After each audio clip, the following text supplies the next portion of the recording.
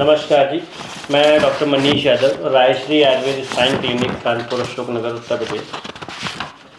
आज हमारे पास हमारे एक पुराने मरीज जिनकी एक बार थेरेपी हो चुकी थी, सेकंड टाइम फिर से थेरेपी हो चुकी और उसके बाद आज 15 दिनों बाद दिखाने आए हैं पूजा सक्सेना जी। ये हमारे पास आए थे 31/8/2023 को पहली बार दिखाने आए थे। आपकी जो तकलीफ़ें थी उसमें जो है रेगुलर कमर दर्द के साथ साथ बुखार रहना और थकावट बने रहना, चक्कर आना, कॉन्स्टिपेशन रहना और लंबर रीजन में दिक्कत होने की वजह से मेंसेस साइकिल का भी डिस्टर्ब हो जाना, ये लगातार दिक्कतें बनी हुई थी। जब आपने पहले एक एमआरआई 2021 में कराई थी और मेरे ख्याल से उसके बावजूद आप कहीं ना कहीं ट्रीटमेंट बीच बीच में ले भी रहे थे, तो कुछ दिनों को आराम मिल रहा था, फिर वहीं पे वापस पहुंच रहे थे। यह तकलीफ़ जो है इनकी अक्सर दोपहर और शाम को, जैसे जैसे शाम होती जाती थी वैसे वैसे ही तकलीफ़ें आपकी बढ़ती जाती थी। इलाज भी कई जगह कराया, फिर अब हमारे यहाँ भी ट्रीटमेंट हो गया। लगभग हम लोगों ने 30 थेरेपीज़ करी हैं। हम लोग जो है खुद पूजा जी से जानेंगे कि जब हमारे पास आए थे उससे पहले की क्या स्थिति थी और अब जो है 30 दिन की थेरेपी और लगभग 10-15 दिन का जो एक एनालिसिस कर लिया है, क्या अब हम कैसे हैं। तो हम पूजा जी से उनके शब्दों में जानेंगे कि वो पहले कैसे थे, अब कैसे हैं और क्या इस थेरेपी का रिव्यू है, कैसा वो अपने आप को समझते हैं। जी पूजा जी बताएं। Thank you sir. पहली बात तो मैं आपको बहुत बहुत थैंक यू देना चाहूँगी, आपको और आपकी पूरी टीम को।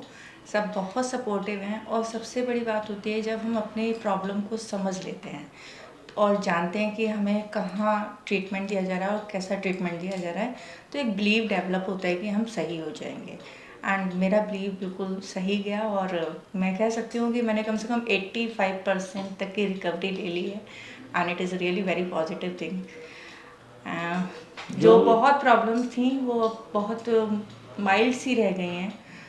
चलने में प्रॉब्लम थी, पैर बहुत हैवी रहते थे, पैर पेन रहता था, वो सब अब नहीं है। थोड़ा बहुत है तो आई होप कि वो टाइम के साथ सही हो जाएगा।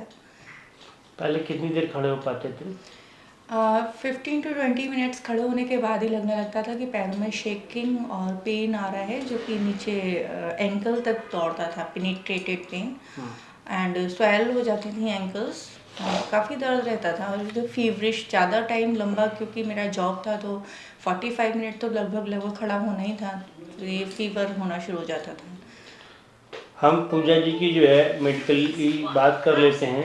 ये पूजा जी की रिपोर्ट है 31 अगस्त 2023 की।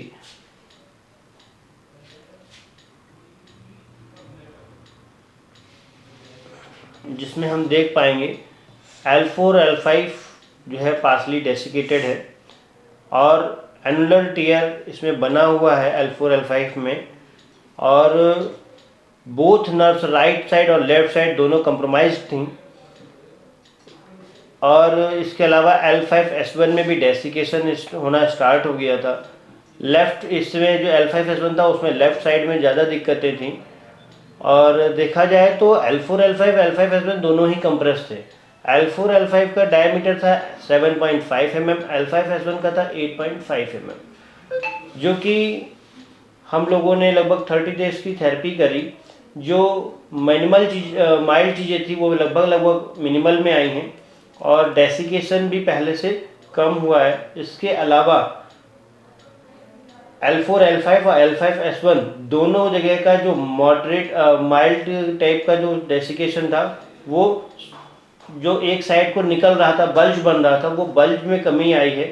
फेसिटल आर्थ्रोपैथी थी, वो दर्द में बता रही कमी आई है।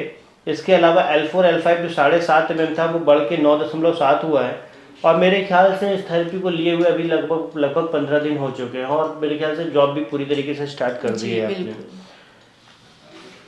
एक जो कंडीशन होती है, हाँ मैं एक चीज़ और दिखाना चाहूँगा। लोगों का बार बार प्रश्न होता है कि कैसे होता है, तो देखिए जो थेरेपी जितने देर तक के लिए की जाती हैं उसको इस तरीके से हम लोग नोट डाउन करते हैं कि किस पेशेंट पे कितनी थेरेपी की, पेशेंट आया था तब कितना था, जब ये आए थे तब लगभग कितना वेट रहा, कितना बीपी चल रहा था, कितने समय कौन सी थेरेपी दी गई, क्या क्या ट्रीटमेंट हुआ है। ये लगातार जब नोटिस होता है तो आप देख पाएंगे कि बीच में पहले दर्द इतना था, फिर धीरे धीरे स्लोली कम होता गया, फिर जब दोबारा में स्टार्ट किया तो दर्द बढ़ा हुआ था, फिर से वो पूरी तरीके से नील की तरफ गया।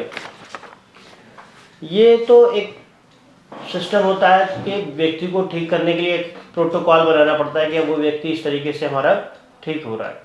बात आती है कि जो है महिलाओं के लिए थेरेपी, और ये थेरेपी है क्या, थेरेपी जिसको बोल रहे हैं वो आखिर है क्या। तो देखिए ये बिल्कुल पंचकर्म की तरीके ही होता है, बस फ़र्क इतना रहता है कि हम लोग इसमें खास तौर पे रीढ़ की हड्डी पे फोकस होकर के काम करते हैं, क्योंकि पंचकर्म में एक लंबा समय लगता है और हमारा मरीज जो होता है वो वर्किंग में होता है, तो हमको पंचकर्म भी करना है और जल्दी से जल्दी इसको रिकवरी भी देनी है, जिससे कि वो अपने काम पे वापस आ सके। उसके लिए ज़रूरी हो जाता है कि पंचकर्म को जो है स्पेसिफाई करके दिया जाए कि कितनी जल्दी से जल्दी पेशेंट अपने काम पे वापस लौट सके। तो उसमें स्नेहन भी किया जाता है, स्वेदन भी किया जाता है रेगुलर, विरेचन भी किया जाता है। और जैसा कि आपको पता होगा, जो रीढ़ की हड्डी के मरीज होते हैं उन्हें वातज कफज बीमारियां ज़्यादा देखने को मिलता है। जब उनका वात और कफ की स्थिति ज़्यादा बिगड़ती है तो उसमें ज़्यादातर दिक्कतें आती हैं। ऐसे लोगों को हम लोग एनालिसिस करते हैं कि उसका वात ज़्यादा बढ़ा हुआ है या कफ ज़्यादा बढ़ा हुआ है। कफ ज़्यादा बढ़ा होता है तो ज़्यादातर पेशेंटों को हम लोग दवाइयों पे रखते हैं। वात ज़्यादा बढ़ा होता है तो ऐसे पेशेंटों को हम लोग ज़्यादातर पंचकर्म में लेते हैं। पंचकर्म एनएसडीआर थेरेपी जो यहाँ पे होती है वो महिलाओं के लिए सेफ है। इस विषय पे बिल्कुल सर, मैं बहुत अप्रिशिएट करूँगी, पूरा का पूरा स्टाफ, पूरी टीम बहुत कोऑपरेटिव है एंड बहुत केयरिंग है।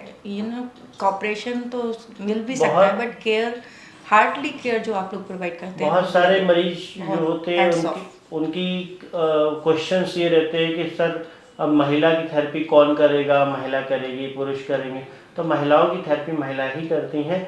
जहाँ ज़रूरत लगती है वहाँ पर सिर्फ मैं ही थेरेपी करता हूँ, उसके अलावा जो है महिलाओं के लिए महिलाएं हैं, पुरुषों के लिए पुरुष हैं। कितने दिन थेरेपी होता है ये डिपेंड करता है आपके एमआरआई में एपिकेनाल डायमीटर कितना है। किसी को 10 दिन, 15 दिन, 20 दिन, 40 दिन, 45 दिन, मैक्सिमम 45 डेज़ के लिए हम लोग प्लान कर सकते हैं। पेशेंट को इससे ज़्यादा नहीं करते। यानी कि रीढ़ की हड्डी में अगर आप मेरे पास आते हैं तो मैक्सिमम 45 डेज़ की थेरेपीज हो सकती हैं और मैक्सिमम 2 to 3 मंथ की आसपास की आपकी दवाइयाँ हो सकती हैं। इसके अलावा लगभग दवाइयाँ बंद हो जाती हैं और लगभग हम आपको रिलैक्स कर देते हैं। तो ऐसी जो भी समस्या होती है उसके लिए आप हमसे हमारे वीडियोस पे जो नंबर दिया गया है वहाँ पे संपर्क कर सकते हैं या कमेंट बॉक्स में अपनी बीमारी के बारे में भी जान सकते हैं। धन्यवाद, नमस्कार।